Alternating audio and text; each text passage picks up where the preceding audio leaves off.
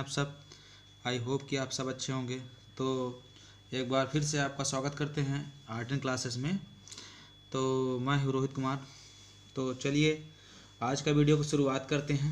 आज देखते हैं क्या होने वाला है। तो दोस्तों हमेशा की तरह आज भी अगला एक्सरसाइज करेंगे और पहले हम एग्जाम्पल्स देखेंगे, उसके बाद सवाल देखेंगे दोस्तों, क्योंकि एग्जाम्पल्स एक बार समझने के बाद कुछ समझ में आता है तो एक्सरसाइज लगाने में थोड़ा सा आसानी हो जाती है। इसीलिए पहले हम लोगों को एग्जाम्पल्स देखना ज़रूरी रहता है। तो ये सारी बातें हमको पहले कर लेना चाहिए। दोस्तों आज हम पढ़ने वाले हैं, क्या पढ़ने वाले हैं? आज हम पढ़ने वाले हैं संचय, कॉम्बिनेशन। हम लोग परमुटेशन पढ़ चुके हैं, यानी क्रमचय हम लोग पढ़ चुके हैं। तो मैंने दोस्तों बताया था आपको और पूरा मतलब भी बताया था, पूरा सवाल भी हो चुका है। तो आप लोग जाके पिछला सवाल आप लोग नहीं देखे हैं, अगर कोई बंदा नहीं देखा है तो जाके पिछला वीडियो मेरा देख सकता है। और चलिए आज से शुरुआत करते हैं। आज के लेक्चर में हम लोग शुरुआत करेंगे संचय कॉम्बिनेशन क्या होता है, पहले ये जान लेते हैं, उसके बाद हम लोग कोई चीज़ का शुरुआत करेंगे। देखिए दोस्तों, संचय का मतलब ये होता है किसी चीज़ का चयन करना, ठीक है ना। उसमें हम लोग पढ़ते थे क्रमचयों की संख्या, इसमें पढ़ेंगे संचयों की संख्या, ठीक है। इसका मतलब ये होता है बिना क्रम के चयन, ठीक, बिना क्रम के चयन। दोस्तों कॉम्बिनेशन का मतलब यही होगा कि हम लोग इसमें बिना क्रम के, कोई क्रम नहीं देखते और उस सब चीज़ों का चयन करते हैं, ठीक है, उन सब चीज़ों को संचय करते हैं। तो दोस्तों आपको अच्छी तरह समझ में आया होगा कि इसमें क्रम नहीं देखो, उसमें क्या होता था, क्रम को देखकर चलते थे, कोई चीज़ निर्धारण करते थे, क्रमचयों की संख्या क्रम के रखते हुए। लेकिन इसमें बिना किसी क्रम के चयन करेंगे हम। जैसे दोस्तों मान लीजिए कि मैं समझा दे रहा हूँ, XYZ 3 खिलाड़ी हैं। आप मान लीजिए XYZ ये क्या है, खिलाड़ियों का एक समूह है। ये जो है खिलाड़ियों का एक समूह है और इस समूह में XYZ हैं, 3 खिलाड़ियों का एक समूह है। अब इसमें मुझे दो खिलाड़ियों की टीम बनानी है, दो खिलाड़ियों की मुझे टीम बनानी है और आपसे पूछा जाए कि कितने प्रकार से कर सकते हैं, दो खिलाड़ियों की टीम कितने प्रकार से आप बना सकते हैं। तो दोस्तों इस बहुत सिंपल है। तो मैं देख लेता हूँ, अगर मैं चाहूँ तो दो खिलाड़ियों को लेकर, जैसे मैंने XY एक टीम बना दिया, ठीक, और दूसरी टीम में बना सकता हूँ YZ और तीसरी टीम में बना सकता हूँ ZX। 3 टीमें बन सकती है दोस्तों, इसके अलावा कोई टीम नहीं बन सकती है, इसके अलावा कोई भी टीम नहीं बन सकती है, ठीक है। तो मैं इसका प्रूफ भी दिखा दे रहा हूं कि कैसे।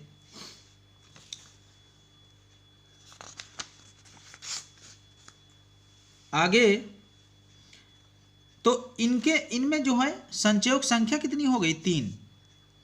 तो दोस्तों ये 3 प्रकार से हम लोग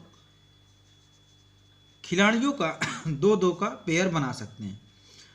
तो दोस्तों ये हो गया है। अब जैसे अगला आता है, अगला कोई एग्जाम्पल, जैसे पहले हम सूत्र की चर्चा कर लिया जाए, उसके बाद हम लोग एग्जाम्पल्स देखेंगे। दोस्तों जैसे इसमें कुछ, उसमें जैसे इसमें मैंने कुछ बातों का हमें ध्यान रखना है। तो कुछ बातों का हमें ध्यान रखने के लिए सबसे पहले इसमें देख लिया जाए, n, याद रखना चाहिए कि n विभिन्न वस्तुओं में से एक समय में r वस्तुओं को लेकर संचयों की संख्या, r वस्तुओं को लेकर संचयों की संख्या बराबर, r वस्तुओं को लेकर संचयों की जब संख्या बनाएंगे दोस्तों, तो ये हो जाएगा NCR। ये हम आता हो मेन फार्मूला होता है, मेन फार्मूला होता है, इसे आप याद रखेंगे। जैसे कि हम लोग परम्यूटेशन कर पढ़ते थे तो NPR रखते थे और P का मतलब दोस्तों परम्यूटेशन, C का मतलब कॉम्बिनेशन। तो हम लोग NCR पढ़ेंगे दोस्तों। अगर मैं इसी का विन्यास देखूं तो दोस्तों ये होता है NCR बराबर N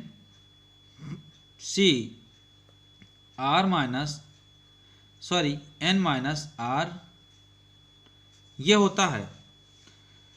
और अगर मैं इसको थोड़ा सा विस्तार कर दूं,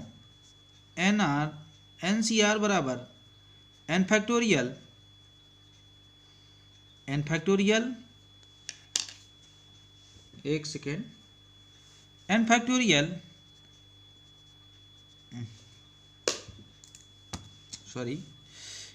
N factorial minus R factorial और R फैक्टोरियल। ठीक, ये हो जाता है हमारा मेन फार्मूला और इनको हमें अच्छी तरह से याद रखना है। तो हम दोस्तों थोड़ा सा करके दिखा दे रहे हैं कि किस प्रकार से NCR N माइनस R। ठीक, तो कुछ पॉइंट्स हैं हम इनको याद रख सकते हैं। जैसे दोस्तों ही ले लेते हैं 10C7, तो हम क्या लिख सकते हैं, इतना बराबर इतना होता है, ये फार्मूला है। तो फार्मूला आप याद रखेंगे अच्छी तरह से, आपको सारा कुछ आ जाएगा। 10C7 लिख लिए हैं तो इसको हम लिख सकते हैं, इसी को 10C N माइनस R है तो N माइनस R, तो 10 में से 7 जाएगा तो कितना बचेगा, 10 में से जब 7 जाएगा तो ये 3 बचेगा। इसका मतलब ये है कि 10C7 कहीं दिया हो तो 10C3 लिख सकते हैं, क्योंकि ये दोनों एक दूसरे के बराबर होता है। फिर इसके बाद अगर लिख दें 10C3 तो हम क्या लिख सकते हैं, 10C7 यह लिख सकते हैं। अगर 4 लिख दिया जाए तो यहाँ 6 लिख सकते हैं। ठीक, ये दोनों एक दूसरे के बराबर हो जाएंगे, इसमें कोई शक वाली बात नहीं है, ये दोनों एक दूसरे के बराबर हो जाएंगे। अगर हम इसी पे दोस्तों और कुछ भी लिख सकते हैं, ऐसी बात नहीं है कि केवल यही लिख सकते हैं। अगर लिख दूं मैं 5C4 तो यहाँ पे 5C4 लिख दिया तो दोस्तों 5C1 और अगर 5C1। ठीक, तो कुछ पॉइंट से कुछ फैक्ट है जिनको आपको याद रखना होगा। नंबर 1 क्या है, NC0 बराबर 1 होता है। नंबर 2 NC1 बराबर N होता है। और नंबर 3 NCN बराबर 1 होता है। ठीक, इस कुछ फैक्टों को आपको अच्छी तरह से याद रखना को। जैसे मैं अगर लिख दूं एग्जाम्पल के तौर पे, अगर देख लिया जाए दोस्तों, अगर एग्जाम्पल के तौर पे ये देखा जाए कि यहाँ पे जो है कि यहाँ पे जो है, अगर एग्जाम्पल के तौर पे देखा जाए तो एग्जाम्पल के तौर पे अगर मैं लिख दूँ 10C10 बराबर, तो आप कहोगे 1 होता है। अगर हम कह दें 5C0 तो आप कहेंगे 1 होता है। अगर मैं कह दूं 5C4 बराबर, तो 5C4 5 में से 1 गया, 5 में से 4 गया, 1 होता है। 5C1 बराबर NC1 बराबर N, तो यहाँ पे 5 हो जाएगा। ठीक, ये कुछ फैक्ट्स आपको नहीं भूलना है, ये बहुत ज़रूरी फैक्ट्स हैं। तो ये कुछ फैक्ट्स आपको नहीं, सिंपल ही है। थोड़ा सा ये फैक्ट्स इसलिए दिए गए हैं कि थोड़ा सा जब आप कैलकुलेशन करेंगे तो उसमें थोड़ा सा माहिर हो जाएंगे, थोड़ा कैलकुलेशन जल्दी हल हो जाएगा। तो इसीलिए मैं बोला कि ये सब कैलकुलेशन आपको करने पड़ेंगे। ठीक है दोस्तों, चलिए आगे चलते हैं अब सवाल की तरफ। तो दोस्तों यहाँ पे आपको याद रखना होगा कि NPR बराबर NCR इंटू R फैक्टोरियल होता है, ये होता है। ठीक, तो इस बात को आपको याद रखना है। ठीक है, चलिए ये सब हो गया है। आगे अब सवाल की तरफ चलते हैं। तो इस बात को आप ध्यान रखिएगा, एन सी ए बराबर एन सी बी, इसी के बराबर हम लिख सकते हैं ए बराबर बी। यदि ये दोनों बराबर हैं तो हम लिख सकते हैं कि ए बराबर एन माइनस बी और एन बराबर ए प्लस बी। तो डायरेक्ट दोस्तों आप ऐसे कर सकते हैं कि यदि ऐसा कुछ लिखा मिल जाए तो आप सीधा से एन बराबर ए प्लस बी इन दोनों को जोड़ देंगे, काम हो गया। चलिए आगे प्रमेय देख लेते हैं। N C R plus N C R minus one बराबर N C N plus one C R. ठीक है, इसको हमें सिद्ध करना है। तो देख लेते हैं दोस्तों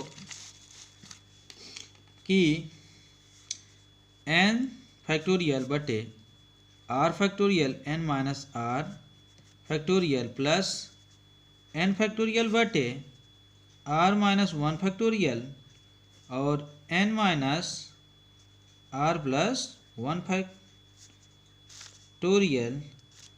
और इसी के आगे हम आगे लिखेंगे n फैक्टोरियल बटे r माइनस,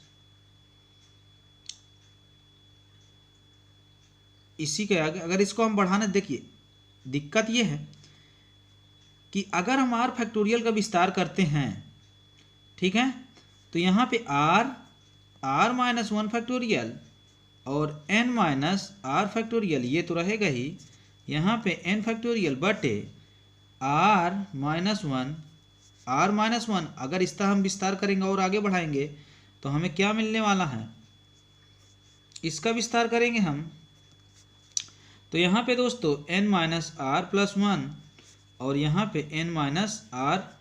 ठीक, अब देखिए अच्छी तरह से देखिए, n फैक्टोरियल कॉमन है और क्या क्या common, r minus one factorial common है और n minus r factorial common है। अब देखिए बचता क्या है, इधर वन प्लस आर बचा, इस तरफ one minus r plus one ये बचा। दोस्तों जब इसको हल करेंगे ना आप तो ये आ जाएगा n फैक्टोरियल बटे r minus one factorial n minus r factorial into, जब इसको आप हल करेंगे ना तो n minus r plus one plus r बटे r n minus r plus one ये बचेगा आपका। अब इसी तरह अगर लिखना चाहें तो इसको आप अच्छी तरह से लिख सकते हैं n प्लस वन फैक्टोरियल बटे r फैक्टोरियल और n plus one minus r factorial. ठीक, तो यहाँ से r से r कैंसिल भी हो जाएगा और n प्लस वन यही बच जाएगा। तो दोस्तों और इसी के बराबर हम लिख सकते हैं दोस्त n plus one C r. देखिए ये चीज़ आ गया ना, इसका मतलब ये क्या हुआ, सिद्ध हो गया। ये चीज़ और ये चीज़ सेम टू सेम है। ठीक, ये चीज़ और ये चीज़, इसका मतलब सिद्ध हो गया। चलिए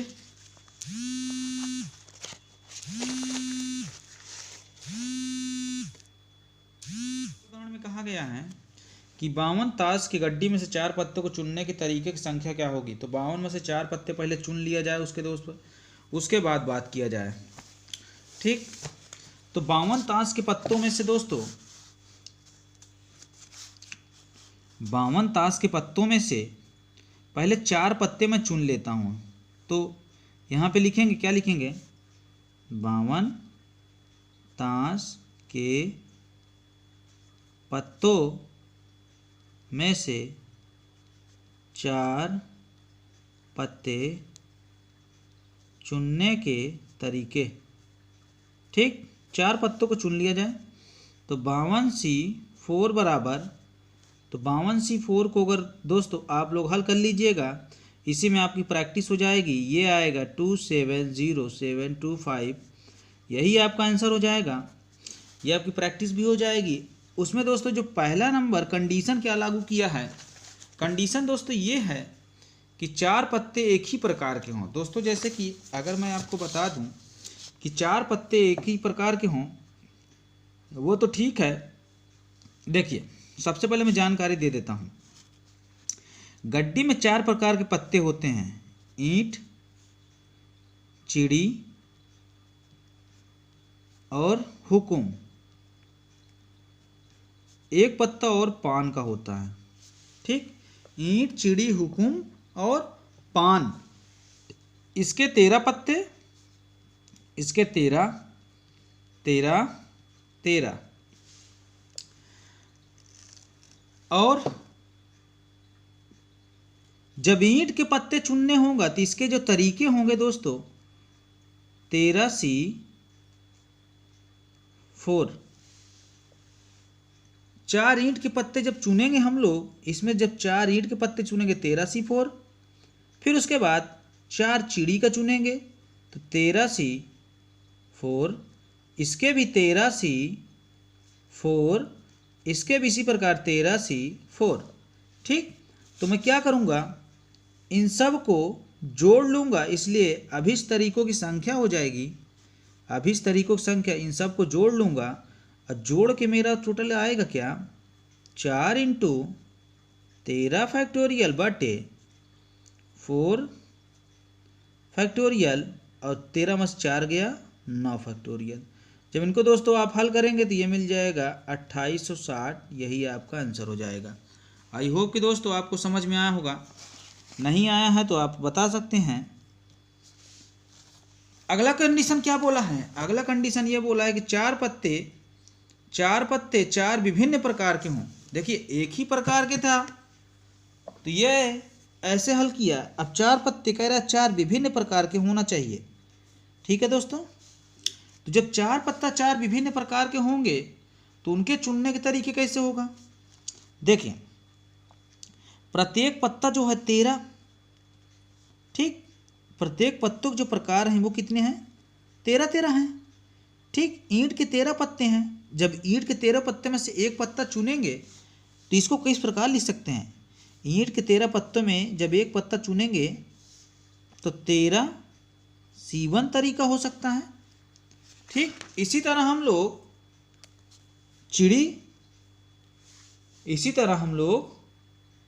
चिड़ी के भी चुनेंगे 13 ही, और इसी तरह हम लोग हुकुम का भी चुनेंगे 13 ही, और इसी तरह हम लोग पान का भी चुनेंगे 13 ही। इस तरह से हम सारे पत्तों को चुन लेंगे और ये हो गया चुनने के तरीके, ठीक। फिर इसको हम लिख सकते हैं 13 का पावर 4। 13C1 बराबर, दोस्तों हमने आपको यहाँ पे बताया था, सूत्र बताया था, NC1 बराबर N होता है। यहाँ पे देख लीजिए NC1 बराबर N होता है। और अगर 13 को 13 × 13 × 13 × 13 × लिखे 13 × 13 का पावर 4, यही हमारा आंसर हो जाएगा। अगला क्या कहा है दोस्तों, अगला इसमें आप देखिए कि अगला क्या कहा गया है। अगला कहा 2 पत्ते लाल रंग के हों और 2 पत्ते काले रंग के, ठीक।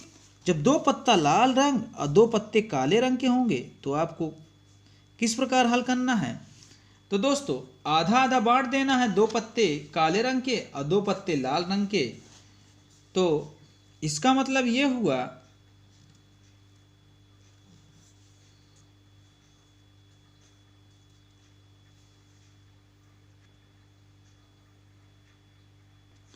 अगला क्वेश्चन ये बोला है कि सभी पत्ते एक ही रंग के हों, और सभी पत्ते जब एक ही रंग के होंगे तो हम इसको इस प्रकार से लिख सकते हैं कि 26 पत्तों में देखिए 26 कितना है, लाल का है, और 26 हो गया ब्लैक, ठीक।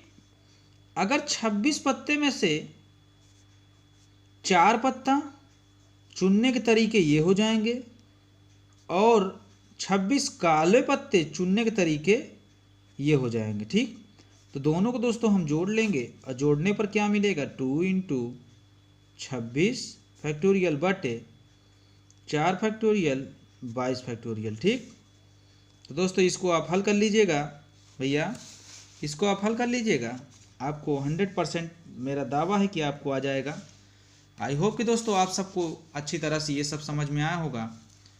ठीक, कुछ एक्सरसाइज का सवाल भी देख लेते हैं इसी लगातार। तो एक्सरसाइज का सवाल दोस्तों हम लोग देख लेते हैं। चलिए यहाँ से स्टार्ट करते हैं एक्सरसाइज। प्रश्नावली क्या डालें, हो गया। पहला नंबर देखते हैं सवाल कि पहला नंबर सवाल क्या आया है। ठीक, तो पहला नंबर सवाल देखिए दोस्तों, सवाल ये दिया गया है, बहुत ही आसान है।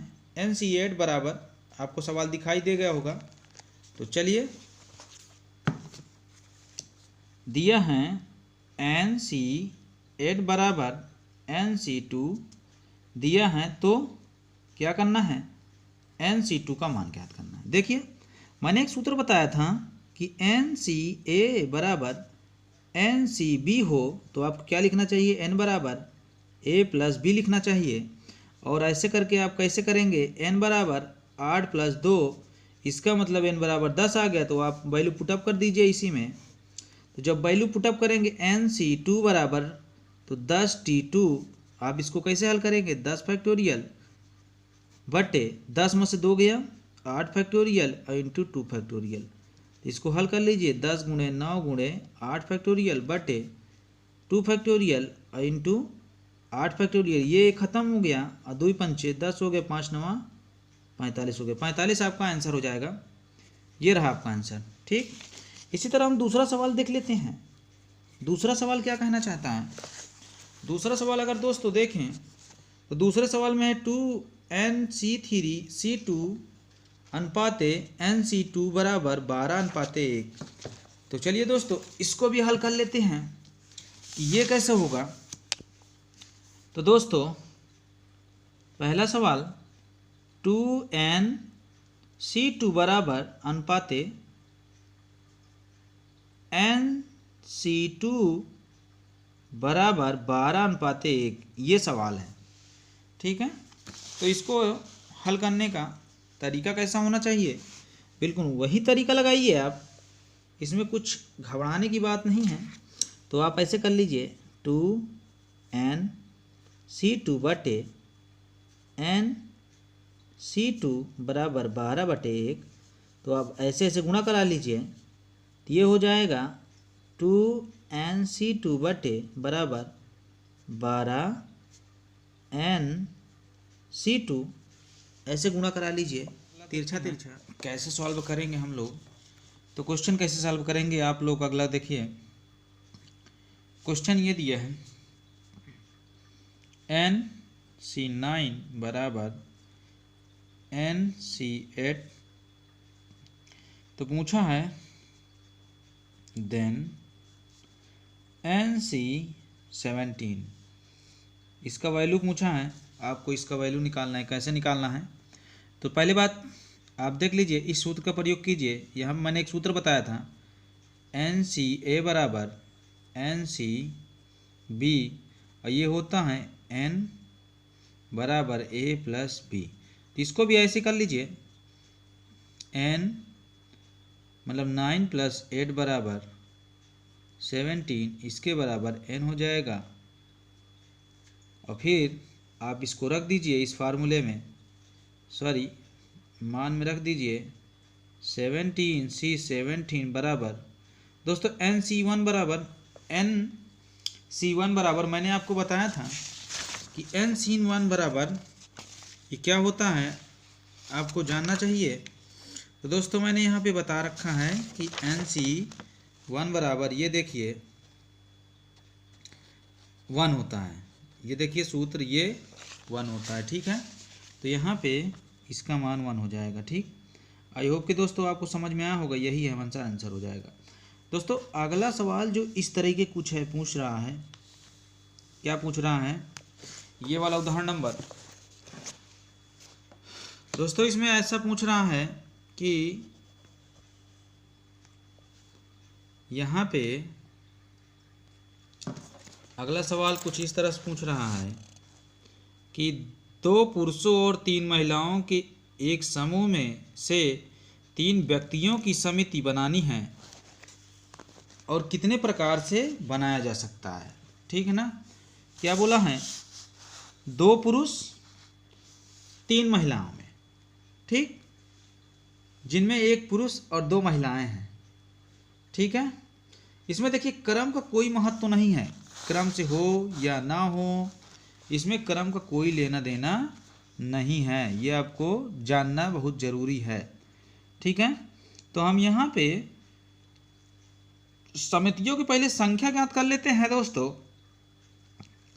जो समिति बनाने के तरीके हैं, समिति बनाने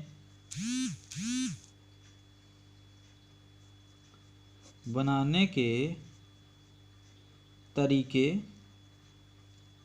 तो समिति बनाने के तरीके क्या हैं दोस्तों? अगर देखा जाए यहाँ पे तो 2 पुरुष 3 महिलाएं, ठीक, और 3 व्यक्तियों की समिति हमें बनाना है। तो 2 पुरुष 3 महिलाएं यानी कुल मिला के कितने लोग हो गए? 5 विभिन्न व्यक्ति हो गए, और जिसमें से 3 को लेकर हमें समिति बनाना है। तो 5C3 इसको हम हल करेंगे 5 फैक्टोरियल बटे 3 फैक्टोरियल, और 5 में से 3 जाएगा तो 2 फैक्टोरियल। अब इसका प्रसार करेंगे दोस्त, तो यहाँ पे 5 × 4 ×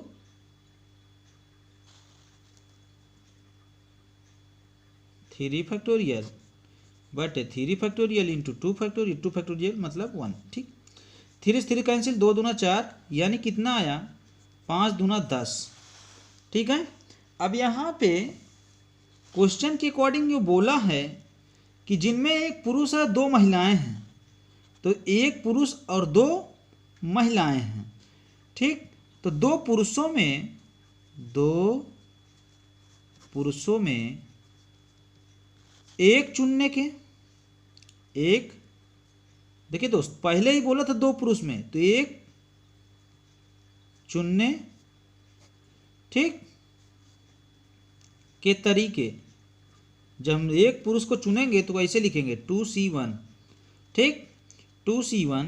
और इसी प्रकार दोस्तों, इसी प्रकार हम क्या करेंगे कि तीन महिलाओं की समिति में 2 महिलाएं चुनी जाती हैं। तो कितने महिलाएं थी? 3 महिलाएं और 2 महिलाएं चुनी जाती थी। तो हम इसको इस प्रकार हल कर लेंगे, बराबर 2C 2 फैक्टोरियल बटे 1 फैक्टोरियल इंटू 1 फैक्टोरियल और इंटू 3 फैक्टोरियल बटे 2 फैक्टोरियल 1 फैक्टोरियल। तो दोस्तों ये कैंसिल हो गया दोस्तों, 3 से 3, इसका जब प्रसार करें 3 फैक्टोरियल प्रसार करें तो आपको मिलेगा 6। ये हो जाएगा आंसर। ठीक, चलिए अगला क्वेश्चन देखते हैं। अगला उदाहरण देखिए दोस्तों, अगला उदाहरण में क्या कहा है?